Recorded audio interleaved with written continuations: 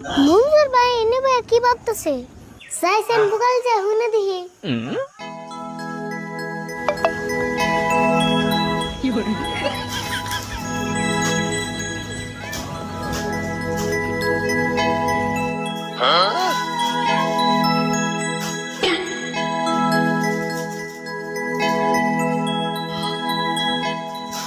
high রে জীবন আমার এত বড় হয়ে গেলাম বিড়ি খাবেন নিগা পকড় একটা টেহাও থাকে না আজকে একটা সপ্তাহ হয়ে গেল